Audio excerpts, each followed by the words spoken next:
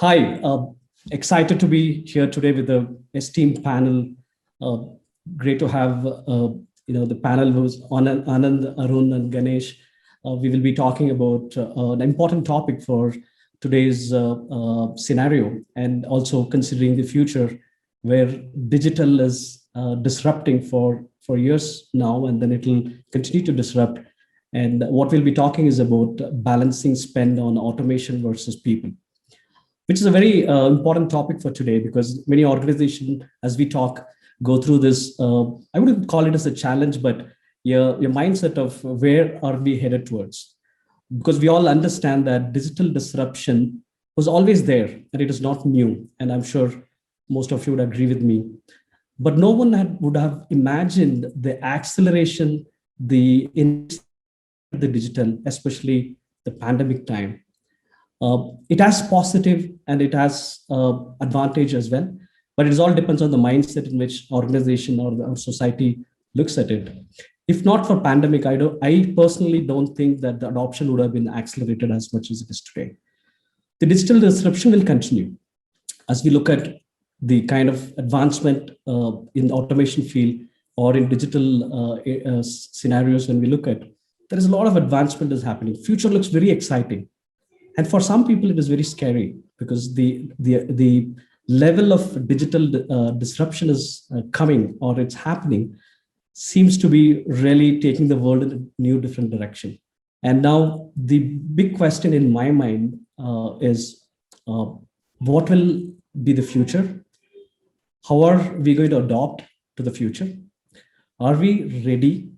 Is there any additional preparedness we should have as organization, as society, in terms of upskilling or reskilling, or in terms of investments which we make, with the very topic of, are we spending more on automation or people, or it should be a balanced one?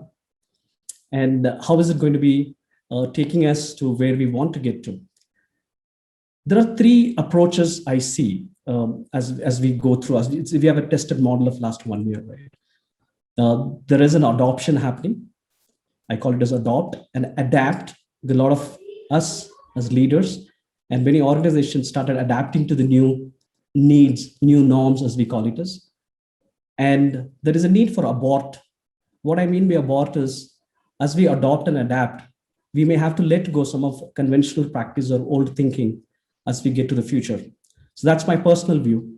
But I'm excited to be in this panel with the leaders who will have their insights, their experience to share. So with that note, I wanted to turn it to the panel to listen to your experience and your thoughts and your reactions to some of the conversation we will have, and I hope that will be beneficial to the audience. So with that context, I wanted to turn it to Anand to start with. Anand, you have extensive experience in managing Asia, and also, of course, with the global exposure. My question to you, to get your reflection on, do you really think automation has the potential to transform business and contribute to economic growth? And I also wanted to get your reaction on how the CXOs uh, look at this from organization perspective with the different industries. And when it comes to deriving balance between people and technology, is there a clear approach to that? And that will be good to hear from you, Anand. Thanks, Shella. I think you set the context fairly right. If you really look at in terms of the advent of technology, I mean, things have been coming in where the fiction is becoming more and more reality, right? I mean, things that you used to think about. I mean, I look back on my college days and I remember that I had published a paper which said the future is coming up with HD TVs and calendar TVs, and the TVs will be on the wall and stuff like that. And it was like a topic for a paper that time. And now look at some time. I mean, it is like reality. Probably now it is a time to come up to get to, as you rightly said, not just adapt, but abort probably. You are moving on to the next level or next generation in that space. Similar ways, when you really look at industries, right? I mean, industries, the automation goes across functions. So whether it is in manufacturing, you speak about about Industry 4.0 and then the machine level automation that we really look at, from that levels to whether it is functions where you speak about RPAs and bots coming up and doing multiple processing now as a part of day-to-day life. So if I really look at what the CXOs look for in these automations, I mean, primarily three things. One, how do I get better efficiencies from my day-to-day work that is really happening in, so that I can optimize in terms of the capabilities? How do I make it more repeatable so that as it comes up, so that I can scale the requirements for my future needs? And then how do I improvise quality?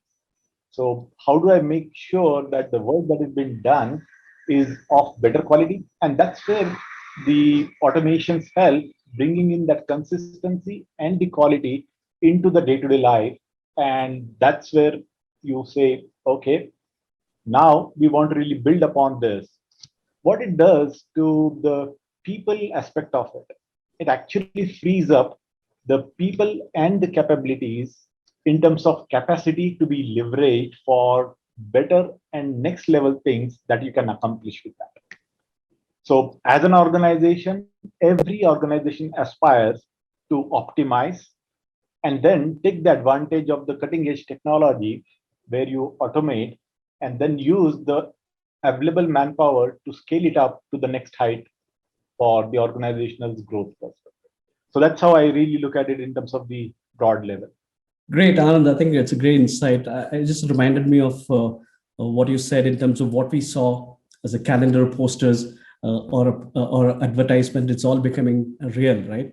And it's just my intrigued to reflect on few years back or probably a decade back, if someone had said we need a function called digital, especially the non-IT sectors, they would have not really looked at as an important need for the organization.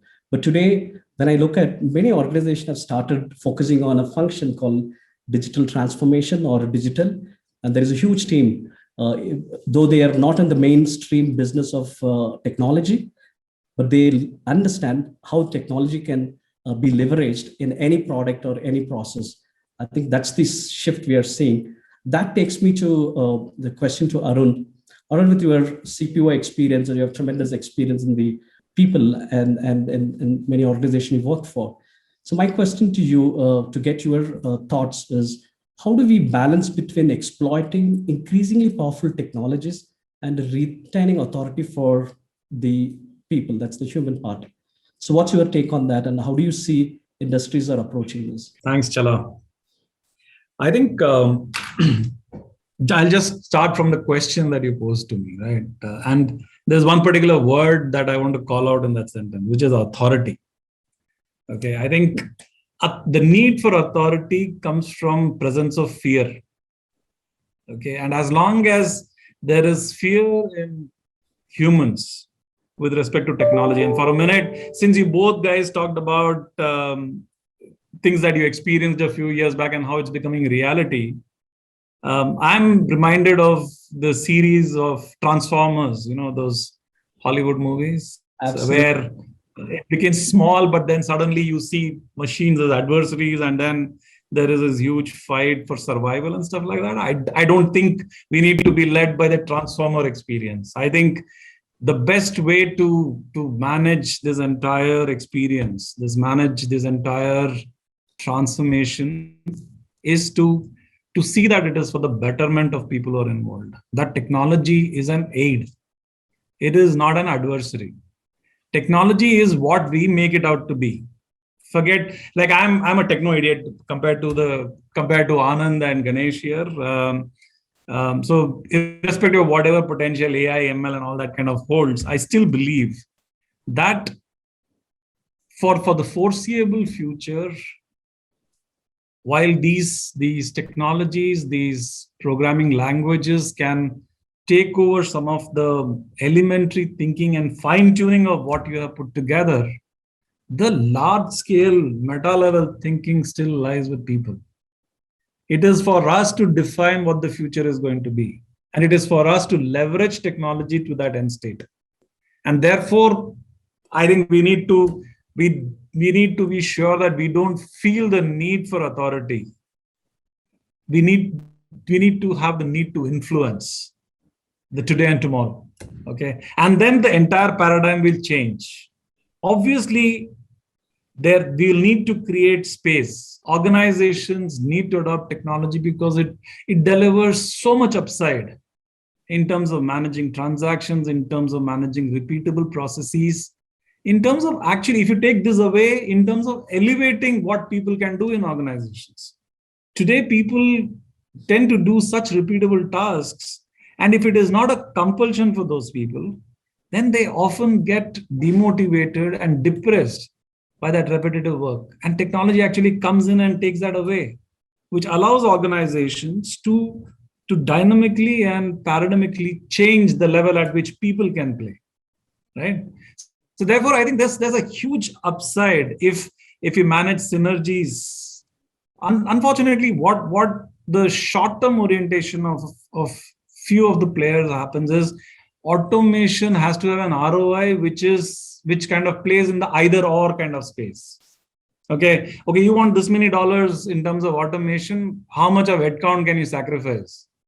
So you try to manage budgets. If we kind of move away from that narrative and look at how you can change the working dynamics of organization, how you can kind of reskill and reposition people in the organization, I think the entire game would be totally different and people will not feel the need for authority. The second thing I want to say as I sum up this particular section of mine would be that as technology takes over some of the transactional work, I think the possibilities for people in organizations to do much more elevated work, including people in my function, who revel in doing some of those number crunching exercises and stuff like that, which is likely to be taken over by technology. I think the possibilities of doing something dramatically different will come up.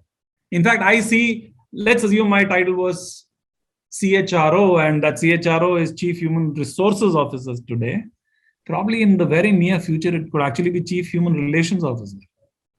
That subtle change, that the entire focus will be on looking at people and trying to build those additional relationships, trying to be there for people and not just try to kind of do a few processes for the heck of it.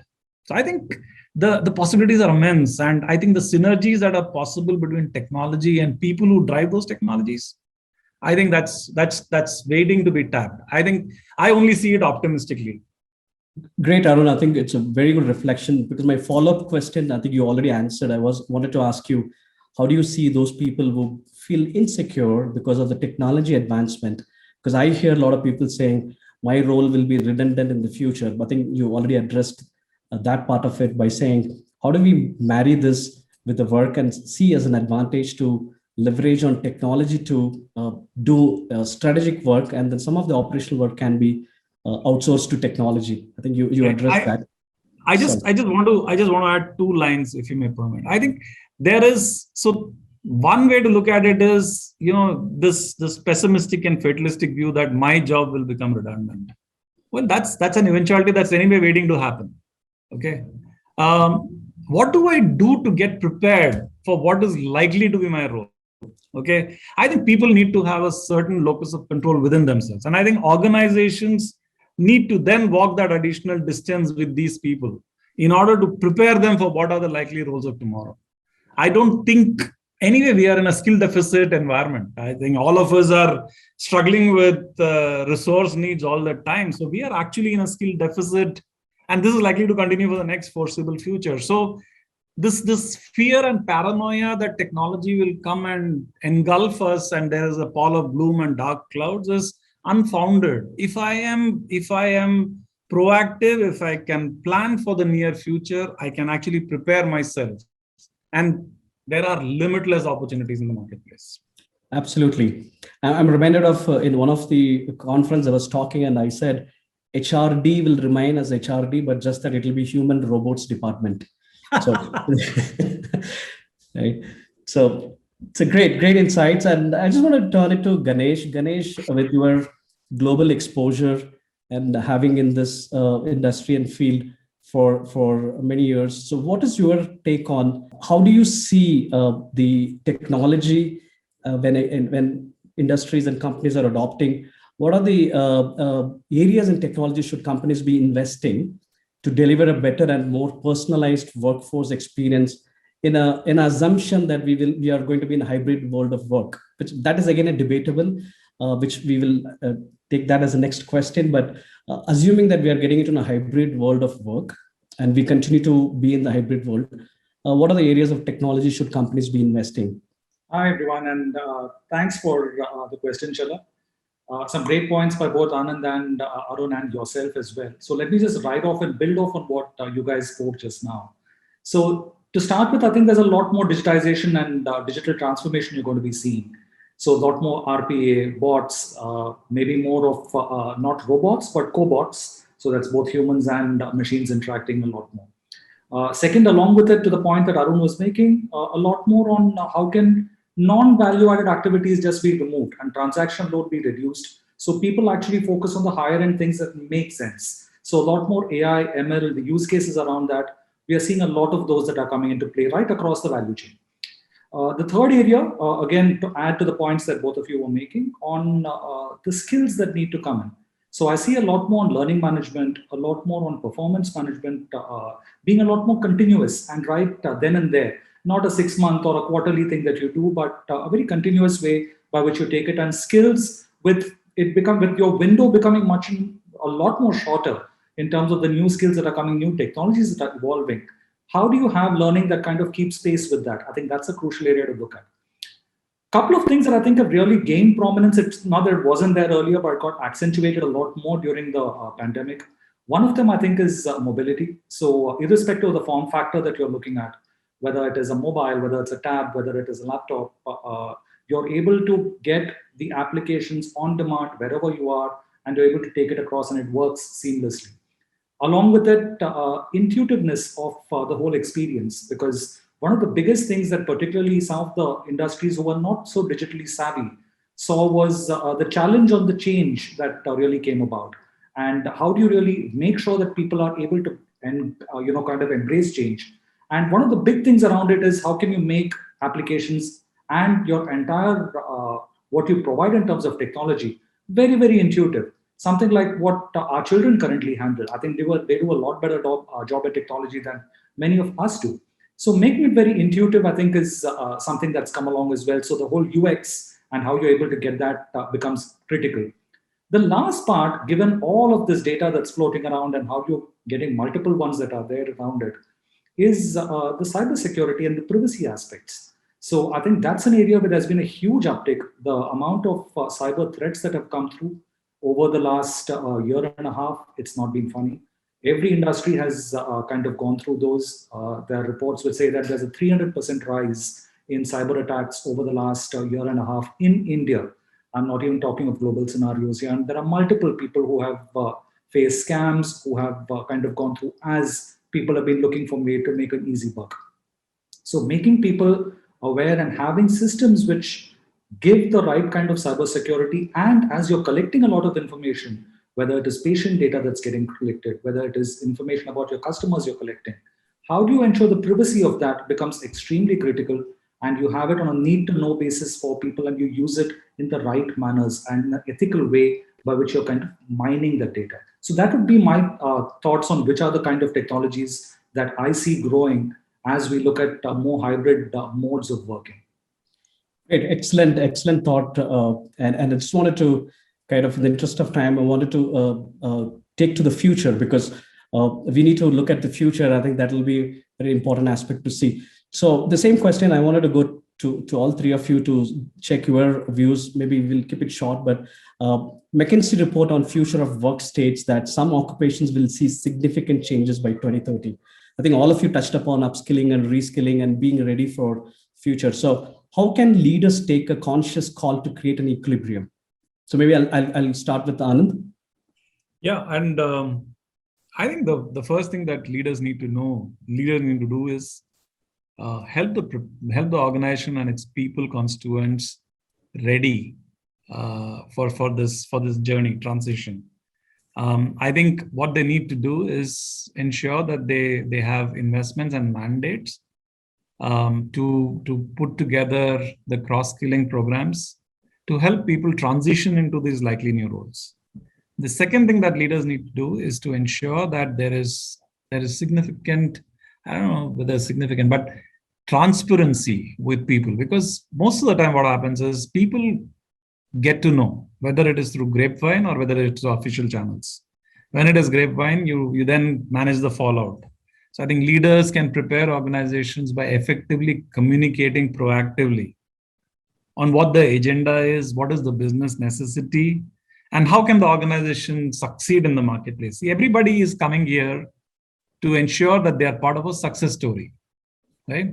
Nobody is here to shortchange the organization and make money for themselves. As long as we are all agreeable to this fact, it makes sense to carry people in this journey of truth. So be as transparent as possible.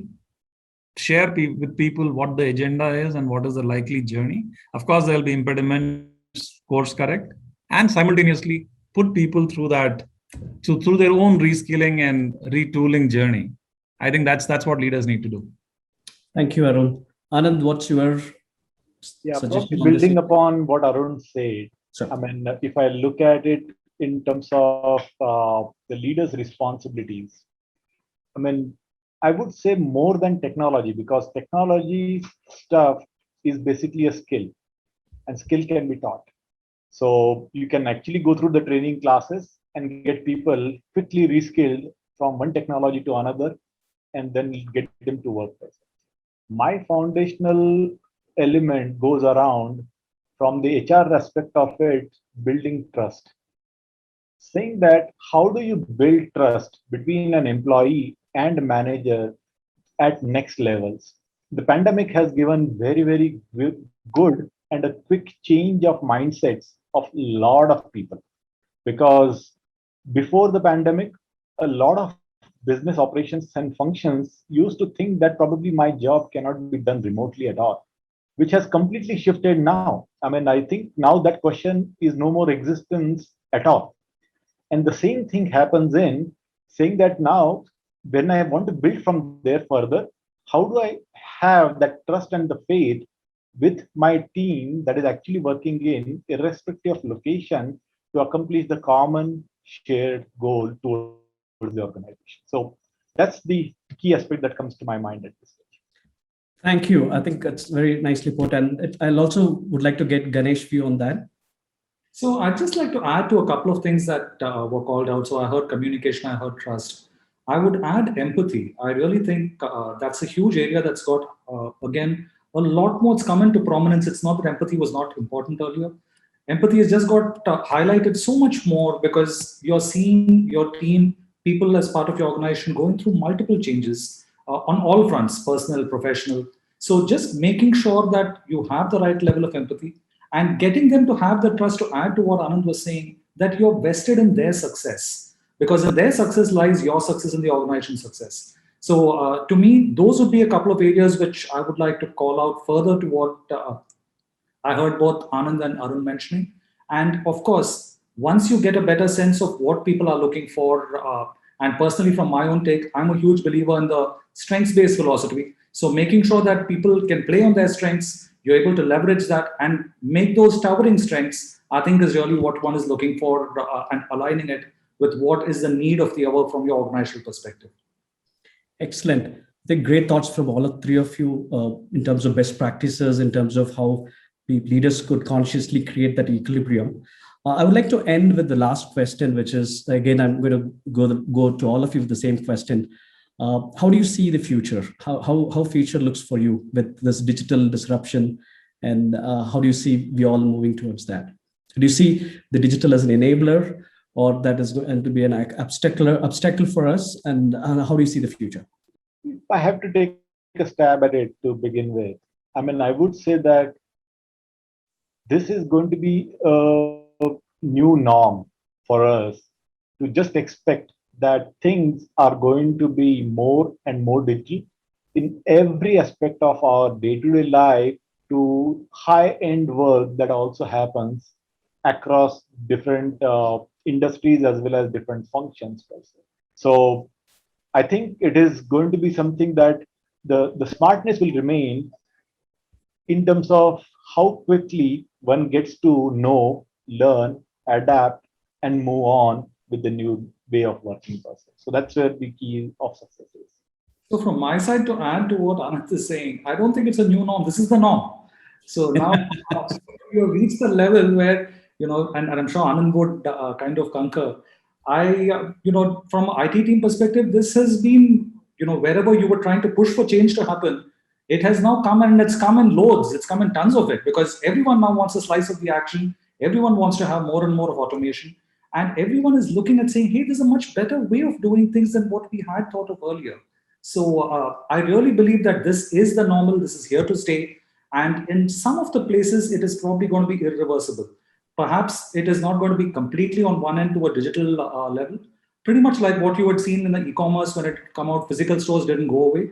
You still have physical stores that hold their space, and e-commerce continue. Very similarly, if you were to look at things like in my industry, telehealth, for instance, perhaps the proportion may vary depending on what you're seeing, but it is something that is here to stay. The new modes of working is pretty much there. So whatever you need to do to enable it, I think the question is, how do you really go over there and take it across in a much more accelerated, flexible manner, and keeping into account all those layers of security you need to build it. That would be the way I would view it. Thank you. Hey, my answer will be slightly technology agnostic. I think I fully concur with Ganesh. This is how things will be. I think for people to embark on this journey, and this has got something to do with psychological mindset. I think it's always best to believe that you're heading in the right direction. That eases your journey. That makes it much more enjoyable. And given the fact that you enjoyed your journey, this end state when you reach, you are much more well prepared to accept what comes your way. So I think, for me, I think people need to truly believe that the evolution of the workplace, and for a minute, if I say all pervasive opportunity to embrace technology, I think these are great things to happen to people in this working generation. If only people can leverage that, and like people ski, right? If you visualize somebody who's water skiing, okay, for the uninitiated and for the one who's fearful of water, 100% or slightly more than that person will drown. But that one person who's trained on how to use the ski board, that person can endlessly float on top of the water. Right? I think that's what people need to be, ski boarders in this era of technology. Absolutely. So I just want to sum it up based on what I gathered, and I was sitting here as more than as a moderator, as a learner, because my curiosity cells were completely triggered to listen to this combination of CIO and CPO. I think it's such a wonderful combination to talk about people and automation. I think we can't have a better panel with the experience which all of you bring in. And I learned a lot in terms of how you see and with your experience. And what I gathered is that I think digital transformation is not a new norm. It is the way of life. I think that's where the world is moving. That's where companies are moving. That's where society is moving. I think what we touched upon in terms of best practices and what conscious efforts leaders to put in, how the balancing between the people and the automation, while not see as two independent pillars for the organization or seeing two as two separate in silos. But I think what I gathered is that combining the best of people and what automation can do, or the digital transformation do for people and the organization and for our business, I think that's where the best possible outcome, whether it's to contribute to the economic growth or for the success of our organization. And there are a lot of aspects came in terms of trust, in terms of upskilling, in terms of being ready for adopting, and as some of you reflected, adopt, and also to be willing to abort the old practices to get into the new norm or the way of life. I think that's where I found this very fascinating. Well, if we have time, we can go on and a lot of thoughts could be shared. But I wanted to thank all of you for your time and your thoughts and your great insights. I'm sure those who are listening to this will be benefited from what we discussed today. Thank you.